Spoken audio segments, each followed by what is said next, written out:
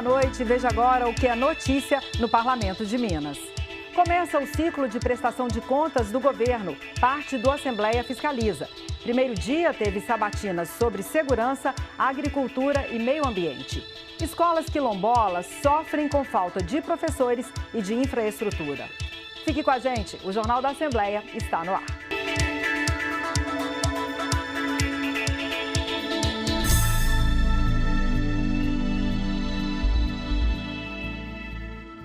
Começou nesta quinta-feira a rodada de prestação de contas do governo do estado à Assembleia. 5 reuniões trataram da gestão das forças de segurança, do meio ambiente e da agricultura.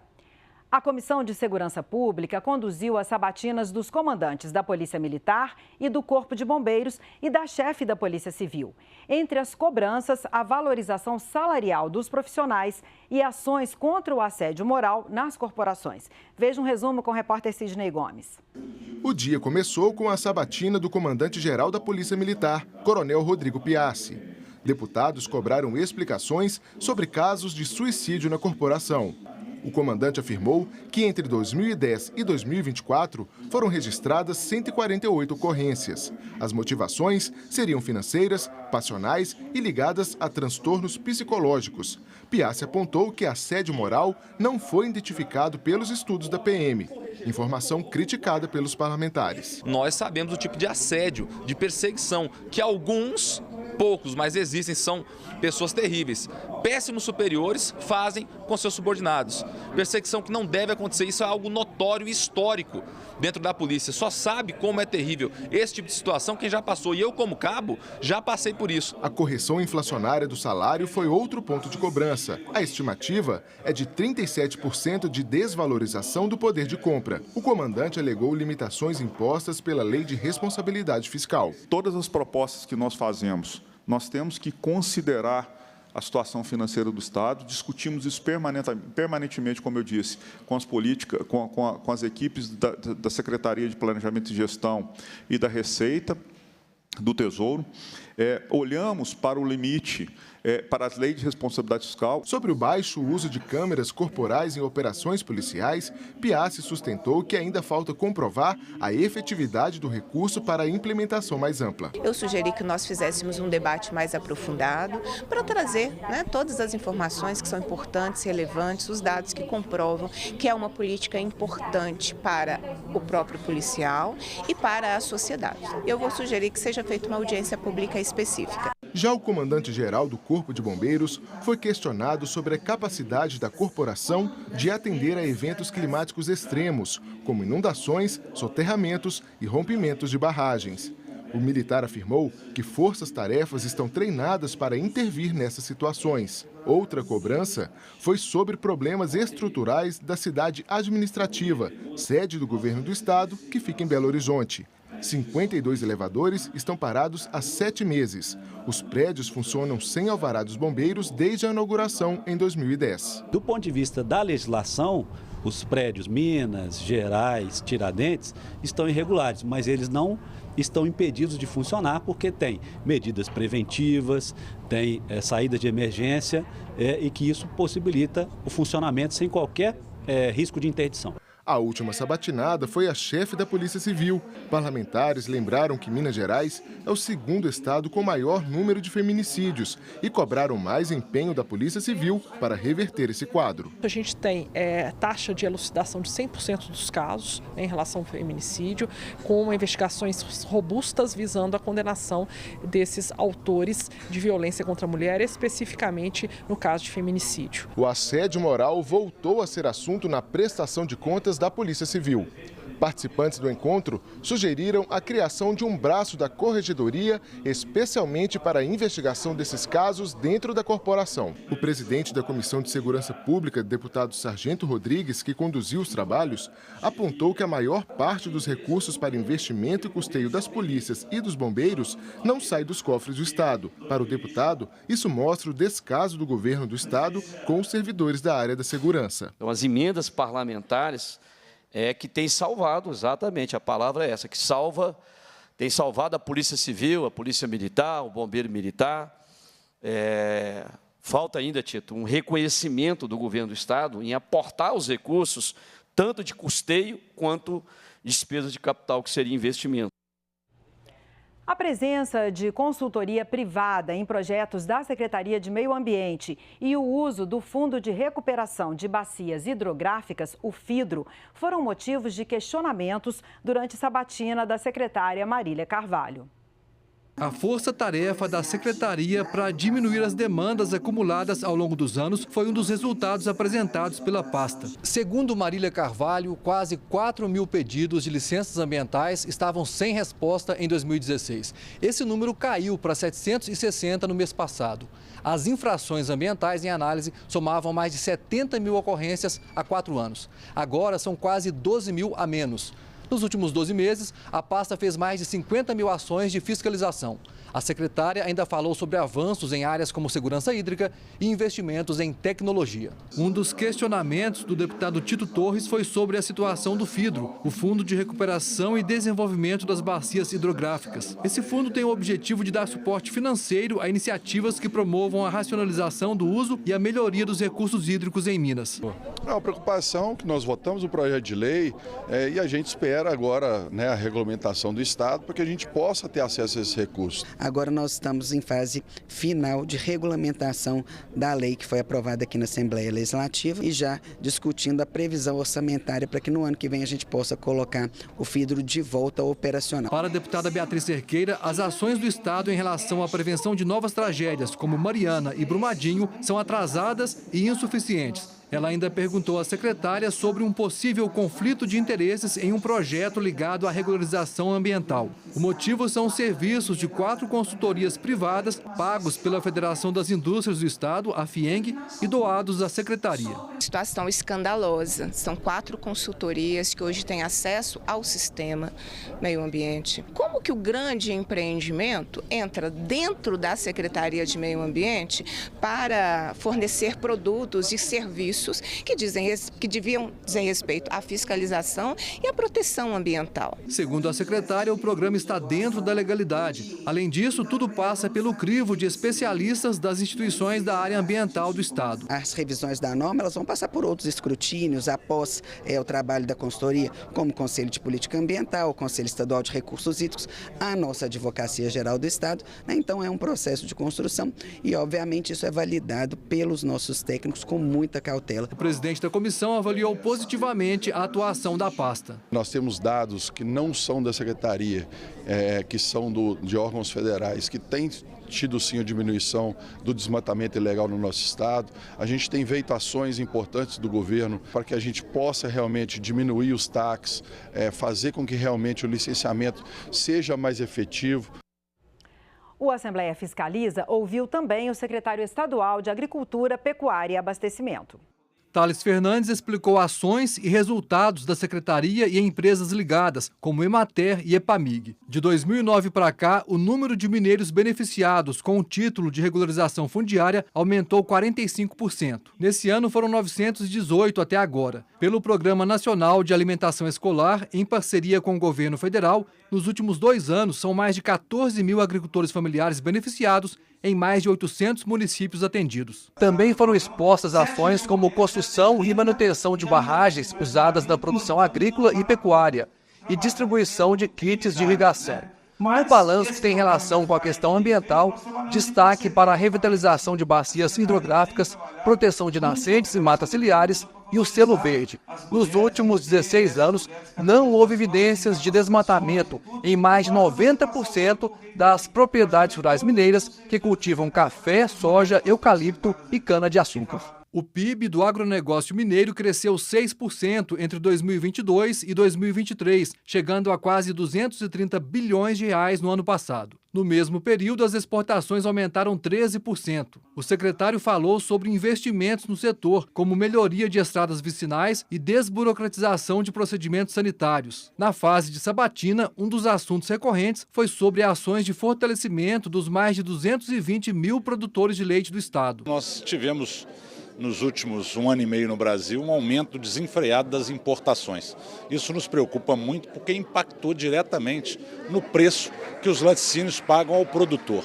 Uma das ações mais importantes que nós fizemos foi o nosso decreto que o governador reeditou agora, o decreto mais 90 dias, tirando os benefícios da importação dos laticínios que importam leite aqui em Minas Gerais, principalmente da Argentina e do Uruguai. Mas algumas ações a Secretaria tem feito. Nós temos trabalhado com a venda de leite nos mercados institucionais, dentro da merenda escolar, no PAA, no PNAE. Nós temos um trabalho feito pela Emater, principalmente o Circuito Mineiro de Bovinocultura, trabalhando na gestão das propriedades rurais. Outra demanda é por prioridade em ações para ampliar a oferta de energia elétrica para os produtores rurais. Hoje, infelizmente, nós não conseguimos tocar os pivôs da melhor forma possível para a gente irrigar as plantações. E isso eu vejo muito acontecendo de perto no Noroeste, por exemplo. Lá tem topografia, lá tem recursos hídricos, lá tem trabalhadores e trabalhadoras, mão de obra, graças a Deus, mas nós não temos aí uma atenção especial do CEMIG. O governo de Minas lançou o CEMIG Agro. O CEMIG Agro, junto com os sindicatos rurais, primeiro para atendimento emergencial na falta de energia, principalmente para a pecuária leiteira, a suinocultura e a criação de frangos, que é mais impactada sem energia. Mas também priorizando projetos estratégicos para poder a gente gerar energia de qualidade lá na ponta. Considerando o orçamento disponível, o presidente da comissão e outros parlamentares que participaram da sabatina aprovaram a atuação da secretaria. A competência e o comprometimento da secretaria é tão grande que a Assembleia, os deputados da Assembleia, indicaram em 23 e 24 quase 300 milhões de emendas parlamentares para execução na SEAPA. Bom, e para falar sobre esse assunto, o Assembleia Fiscaliza, está comigo o jornalista Heitor Peixoto. Boa noite, Heitor, seja bem-vindo. Obrigado, Cláudio. Boa noite a todos. Eu queria falar um pouquinho com você sobre como foi o clima deste primeiro dia. A gente já viu aí as reportagens, né? Mas agora fala um pouco desse clima. Cláudio, o clima em geral desse primeiro dia do Fiscaliza foi um pouco mais ameno do que a gente já viu em reuniões de edições passadas. Inclusive, num passado recente, Cláudio, a gente já teve 2 reuniões do Assembleia Fiscaliza sendo interrompidas no meio. Elas simplesmente não chegaram ao final. Foi em 2023 por protestos de servidores pedindo revisão salarial do governo e em 2021 por uma completa divergência e discordância de deputados da oposição com os secretários de governo por considerarem que estava havendo falta de respostas ali. No caso, era sobre o saldo na conta do Estado. Esses 2 exemplos, Cláudio, que eu citei, na verdade, são de assuntos diferentes do que a gente viu hoje. Ambas foram em prestações de contas da Secretaria de Planejamento e Gestão e da Secretaria de Fazenda, que são, de fato, reuniões mais acirradas. E elas tratam das contas do Estado, essa, inclusive, está prevista para segunda-feira à tarde. Fica o convite para as pessoas acompanharem, seja aqui na Assembleia, seja nos nossos canais de comunicação. Bom, nesse primeiro dia, Cláudia, a gente teve alguns momentos de questionamentos mais incisivos também, que couberam a deputada Beatriz Cerqueira. A gente viu aí nas reportagens, no meio ambiente, sobre mineração, sobre aquela questão de possível flexibilização de licenças para empreendimentos em geral, na segurança, assédio nas corporações, também pedidos da deputada que a Polícia Civil apoie o IPSENG, né, que está aí uma pauta também na Assembleia, mas no contexto geral foram encontros em tom mais ameno, foi o que de fato prevaleceu. Muito também, Cláudia, pela presença de deputados governistas nas reuniões. O deputado Zé Laviola esteve em todas elas, foi um dos que, né, esteve lá elogiando e avalizando as ações do Executivo. Heitor, a gente agora vai interromper, a gente volta, continua daqui a pouquinho. Nós vamos ter que interromper, então, pela TV Assembleia, a transmissão do jornal. Você pode continuar nos acompanhando pelo YouTube, porque agora na TV Assembleia você começa a acompanhar a reunião especial, que é uma homenagem aos 70 anos da Biblioteca Pública Estadual. Heitor, vamos continuar então agora a nossa conversa. A gente estava falando sobre esse clima mais ameno, inclusive na área de segurança, em que há essa desavença com o governo Zema. A gente tem acompanhado aqui nas várias reuniões. Você também achou isso, que o clima foi menos tenso? Isso, Cláudio, foi reconhecido pelo próprio líder de governo, que também acompanhou boa parte das reuniões, o deputado João Magalhães. Ele reconheceu isso ainda no final da manhã, que foi exatamente no final da audiência da Polícia Militar. Numa das últimas vindas, Cláudia, do comandante-geral da PM, o clima ficou bastante tenso, houve troca de farpas entre o comandante e deputados que representam aí os servidores. Hoje tivemos, sim, questionamentos, a gente viu aí na reportagem, mas num tom um pouco mais brando, né, bem mais tranquilo do que foi aquela outra reunião que foi, de fato, bem mais pesada aqui. Inclusive, o comandante da PM veio naquela situação como convocado. No Fiscaliza, todos vêm convocados também, mas lá foi uma convocação pela ausência dele em convites anteriores. Bom, agora, antes mesmo, Cláudia, da apresentação de demandas aí por parte dos deputados sobre a Polícia Militar, a apresentação que a PM trouxe no início da reunião já mostrava ali um cenário de muitas restrições da Polícia Militar. E a gente tem aqui, a nossa equipe nos ajuda mais uma vez a mostrar aqui na tela, Cláudia, primeiro sobre a questão dos efetivos. Olha só a situação hoje. Essa barra inteira aqui seria o efetivo previsto por lei para a Polícia Militar, 51.669 policiais. Isso deveria ser o total dos policiais no Estado. Só que desde 2015 há um limite da Lei de Responsabilidade Fiscal que só permite que se chegue até 40.024 policiais. E mesmo assim, Cláudia, esse número não é atingido hoje. A gente tem policiais trabalhando na ativa 36.197. É uma defasagem de mais de 3.800 policiais. O Estado, Cláudia, consegue suprir parte disso com cerca de 2.100 policiais da reserva, que estão trabalhando hoje, ajudando aí a reduzir essa defasagem. Mas, mesmo assim, no fim das contas, chegamos aí a uma falta de 1.700 policiais nesse limite inferior de 40 mil. Quer dizer, o limite já está rebaixado pela Lei de Responsabilidade Fiscal e, mesmo assim, ele não é atingido. Faltam 1.700 policiais hoje para chegar, contando aí com esses da reserva. E para completar, Cláudia, saem da PM em média 2.000 homens e mulheres por ano, por demissão, exoneração a pedido, por entrada na reserva, que é a aposentadoria deles, e outros motivos. O Estado está prevendo mais 10.000 novos policiais até 2027, o que deve pelo menos equilibrar essas saídas. Agora a gente vai para uma última tela para a gente fechar aqui, Cláudia, que é um outro gargalo da PM que sempre aparece nas discussões do Fiscaliza, que é com relação ao dinheiro que sustenta a instituição. Olha só, de todo o dinheiro que chega para a Polícia Militar, que vem aí do Tesouro do Estado, da própria União, emendas parlamentares e convênios, 95,27% são consumidos com pagamento de pessoal. Sobram aí 4,73% de outros recursos e desses 3,73% vão para custeio, que é o gasto do dia a dia, e sobra apenas 1% para investimentos. É um cenário de restrição, por isso a gente vê tantos representantes das forças de segurança pedindo ao governo mais empenho aí e investimentos na Polícia Militar. E nesse exemplo também, Cláudia, a gente vê uma mostra da riqueza de informações que estão disponíveis ao cidadão nesse processo de prestação de contas do Assembleia Fiscaliza. Por isso, vale o convite para que você acompanhe todas as reuniões conosco, porque tem muita informação sendo prestada nesse trabalho. Muito obrigada, então, pela sua participação, Heitor, e a gente se encontra semana que vem para conversar novamente. Obrigado, Cláudia. Obrigada. A Comissão de Educação da Assembleia se reuniu para discutir a educação escolar quilombola. Dados apresentados por especialistas apontam que vários direitos dos estudantes não estão sendo respeitados. 135.310 quilombolas vivem em território mineiro, número que representa 10% dessa população no país. Minas tem a terceira maior comunidade quilombola, atrás da Bahia e do Maranhão. E durante essa quinta-feira, a Comissão de Educação se dedicou a debater em 2 audiências públicas os obstáculos para a efetivação do direito a uma educação escolar diferenciada, que respeite e mantenha as tradições desses povos, que carregam a ancestralidade africana dos negros que fugiram da escravidão e formaram comunidades de resistência.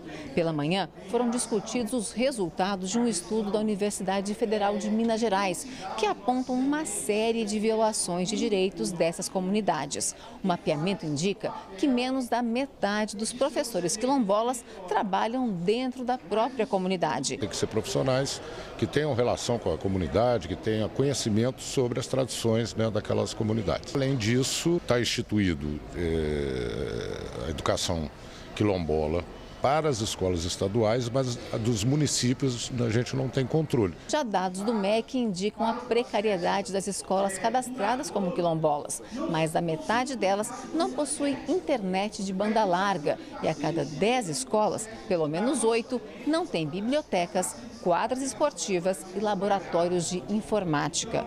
Na audiência da tarde, destaque para as denúncias de projetos pedagógicos que chegam prontos, sem espaço para articulação com as comunidades, descumprindo leis que garantem planejamentos escolares que preservem a memória e a cultura desses povos tradicionais. E ainda os desafios para a aplicação das diretrizes curriculares nacionais na educação escolar quilombola. A construção de um pacto metropolitano de combate ao trabalho infantil, que envolva Belo Horizonte e municípios da região, foi uma das estratégias propostas em audiência pública da Comissão do Trabalho. De acordo com a Superintendência Regional do Ministério de Trabalho e Emprego, em números absolutos, Minas Gerais é o segundo estado com mais casos de trabalho de crianças e adolescentes. Na capital, o aumento de flagrantes foi de 35%. Entre 2019 e 2022. No mesmo período, na região metropolitana de Belo Horizonte e no estado, houve queda. Mesmo assim, os dados preocupam. Na audiência, convidados alertaram que o trabalho infantil pode ser a porta de entrada para o tráfico de drogas e reforçaram a importância de políticas públicas na área da educação. A gente sabe que a questão do trabalho infantil prejudica o desenvolvimento das crianças e dos adolescentes, trazendo sobrecargas, retirando muitas vezes das condições de estudo, que é o que pode garantir uma vida com melhor qualidade. Uma das soluções apontadas é a elaboração de um pacto de combate ao trabalho infantil, em parceria com a Superintendência Regional do Trabalho e Emprego. A proposta é envolver os 34 municípios da região metropolitana. São medidas, são diretrizes, são informações e convocação a esses municípios para uma ação conjunta de proteção às nossas crianças. A Comissão de Assuntos Municipais aprovou requerimentos para a realização de 3 audiências públicas.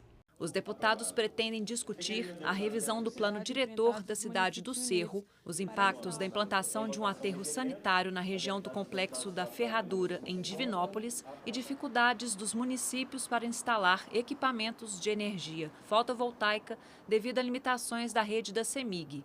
Foram aprovados também pedidos de providência relativos à construção de um viaduto no bairro Dona Clara, em Belo Horizonte. Os moradores foram ouvidos em audiência pública da comissão e querem participar da elaboração do projeto de urbanismo para a região. Nesta sexta-feira, parlamentares estarão em 2 cidades mineiras como parte da programação de seminários promovidos pela Assembleia. Vamos conferir a agenda aqui na tela. O seminário legislativo, primeiro às 9 horas da manhã, os parlamentares estarão então em Uberlândia, né? É o primeiro encontro no interior do Estatuto da Igualdade Racial de Minas Gerais. Então, marcada para as 9 horas da manhã na Associação Comercial e Industrial de Uberlândia. Esse é o primeiro encontro no interior. Já houve um encontro em Belo Horizonte e agora, então, haverá esse primeiro encontro no interior. Em Unai, no noroeste do estado, também às 9 horas da manhã, será realizado o último dos 7 encontros regionais do Seminário Técnico da Crise Climática em Minas. A atividade também começa, portanto, às 9 horas da manhã e vai até o fim da tarde na Câmara Municipal de Unai. Se você quiser participar desses seminários, basta se inscrever nos locais dos encontros e você será muito bem-vindo. O Jornal da Assembleia fica por aqui, nós voltamos na semana que vem.